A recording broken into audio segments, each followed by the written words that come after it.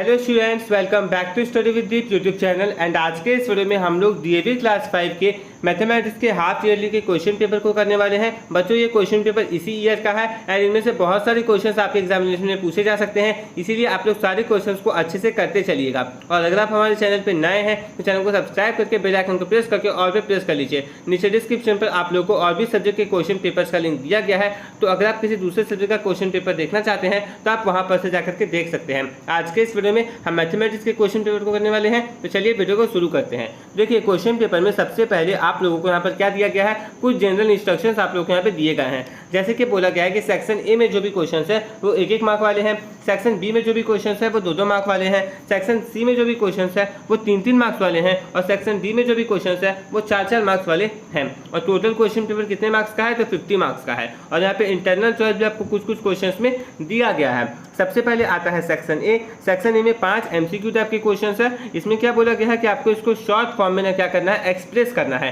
तो 20 + 2 कितना होता है, 22 होता है। ऊपर में न्यूमरेटर में 0 है तो वो तो 0 ही रहेगा और 0.09 हो जाएगा। तो इसका आंसर कितना हो जाएगा, ऑप्शन नंबर बी हो जाएगा। देखिए, मैं आपके साथ यहाँ पे सारे क्वेश्चंस डिस्कस नहीं करूंगा क्योंकि ये जो क्वेश्चन पेपर है ये आपके प्रैक्टिस के लिए है, आप इसको अच्छे से प्रैक्टिस कीजिएगा। और इसमें जो भी क्वेश्चन पूछे गए हैं ना वो बहुत ज़्यादा इंपॉर्टेंट है, इसीलिए आप लोग इसको अच्छे से प्रैक्टिस कीजिएगा। हो सकता है इसमें से बहुत सारे क्वेश्चंस आपके एग्जामिनेशन में पूछ लिए जाएं, क्योंकि इसी ईयर का पेपर है तो हो सकता है इसमें से क्वेश्चंस आ जाएं। लेकिन इस बात की गारंटी नहीं है कि पूरा का पूरा क्वेश्चन पेपर ही सेम आएगा। हो सकता है इसमें से बहुत सारे क्वेश्चंस आपके एग्जामिनेशन में आ जाए लेकिन पूरा पेपर आएगा, इस बात की गारंटी बिल्कुल भी नहीं है। उसके बाद आपको बोला गया है कि आपको 42 का 1/6 पार्ट यहाँ पे निकालना है। जो 42/6 कितना होता है, 7 होता है। तो कौन सा ऑप्शन होगा, 3 हो जाएगा। उसके बाद आपको यहाँ पे क्या करना है, 59/8 को मिक्स्ड फ्रैक्शन के रूप में दिखाना है। किसके रूप में दिखाना है, मिक्स्ड फ्रैक्शन के रूप में आपको दिखाना है। ओके, आगे बढ़ते हैं। अच्छा, इसका आंसर क्या होगा, ऑप्शन नंबर 1 होगा। मैं आपको कुछ कुछ क्वेश्चन का आंसर बता दे रहा हूँ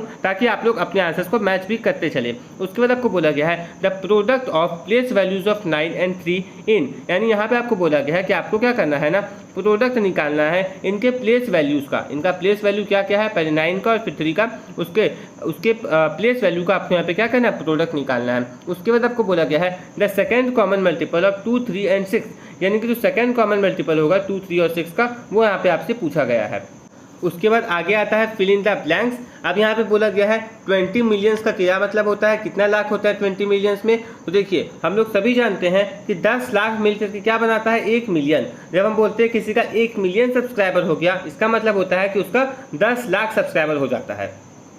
तो 1 मिलियन का मतलब होता है 10 लाख। तो अगर हम लोग यहाँ पे 20 मिलियन की बात कर रहे हैं तो पहले तो एक 0 बढ़ाएंगे, फिर उसको 2 से मल्टीप्लाई भी करेंगे। तो बस वही आप लोग यहाँ पे कर लीजिएगा। उसके बाद अगला आता है digit in hundreds place of difference of this and this, यानी यहाँ पे बोला गया है कि आपको क्या करना है, इन दोनों का डिफरेंस निकालना है एंड उसके 100 जो भी नंबर आएगा डिफरेंस निकालने के बाद उसके 100 प्लेस में कौन सा डिजिट होगा वो आपको यहाँ पे लिखना है। उसके बाद बोला गया है 9/11 इंटू कितना इज इक्वल टू 1, यानी कि 9/11 को हम लोग किससे मल्टीप्लाई कर देंगे कि वो 1 आ जाएगा। तो अब ये सब बात है, इसको हम लोग किससे मल्टीप्लाई करेंगे, 11/9 से मल्टीप्लाई करेंगे। उसके बाद है 48 हैज़, यानी 48 के कितने फैक्टर्स होते हैं ये आपको बताना है। ये क्वेश्चन है the greatest 1 digit composite number is, यानी कि जो ग्रेटेस्ट एक डिजिट का सबसे बड़ा जो कंपोजिट नंबर है वो आपको यहाँ पे बताना है। उसके बाद 4th क्वेश्चन है, वो देखिए 4th क्वेश्चन क्या है, 385/100 इज इक्वल टू, आपको इसको डेसिमल फॉर्म में लिखना है। 9th क्वेश्चन है 1/2 + 3/4 + 5/8 का आपको यहाँ पे वैल्यू निकालना है। एलसीएम लेकर निकालिएगा, तुरंत निकल जाएगा।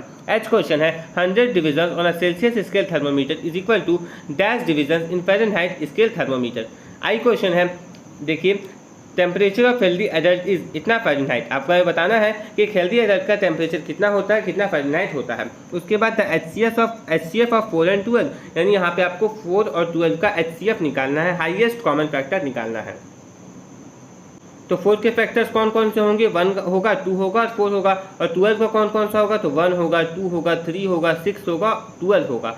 तो यहाँ पे हाईएस्ट कौन से होंगे दोनों में कॉमन, तो 4 होगा। ओके, इस प्रकार से आप सारे क्वेश्चंस को सॉल्व कीजिएगा। और हाँ बच्चों, आप इस चीज़ को श्योरली करिएगा, सारे क्वेश्चंस को सॉल्व करिएगा ही करिएगा, तभी आपको फायदा होगा आपके एग्जामिनेशन में। अगर आप सिर्फ वीडियो को देख रहे हैं कि किस प्रकार का क्वेश्चन आया है, उससे काम नहीं चलेगा। आप लोग सारे क्वेश्चंस को सॉल्व जरूर करिएगा, तभी आप लोग को फायदा होगा आपके एग्जामिनेशन में। अगर इसमें से क्वेश्चन आते हैं तो आप उसको अच्छे से कर पाएंगे। उसके बाद आपको क्या करना है, 72 का ना प्राइम फैक्टराइजेशन निकालना है डिवीजन मेथड की सहायता से। उसके बाद 50 डिग्री सेल्सियस को आपको फ़ारेनहाइट में चेंज करना है।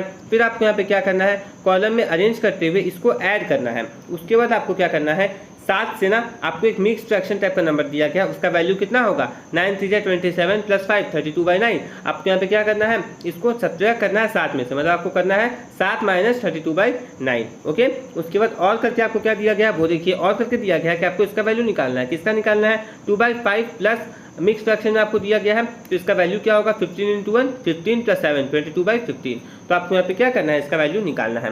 ई क्वेश्चन में आपको बोला गया है कि इस इन्फॉर्मेशन को आपको टैली मार्क्स में क्या करना है, अरेंज करना है। बहुत ही आसान क्वेश्चन आपसे पूछे गए हैं, इसी प्रकार के क्वेश्चन आपके एग्जामिनेशन में आते हैं, इसीलिए आप लोग इन सारे क्वेश्चन को अच्छे से करके जाइएगा। अगर आप सारे क्वेश्चन को करके जाएंगे तभी आप लोग एग्जामिनेशन में अच्छा मार्क्स ला पाएंगे। और अगर आप लोगों ने अच्छे से पढ़ाई करी है तब तो आपके अच्छे मार्क्स आने ही आने हैं, लेकिन प्रैक्टिस के लिए किस प्रकार के क्वेश्चंस आते हैं वो पता करने के लिए आपको क्वेश्चंस जरूर करके जाने चाहिए।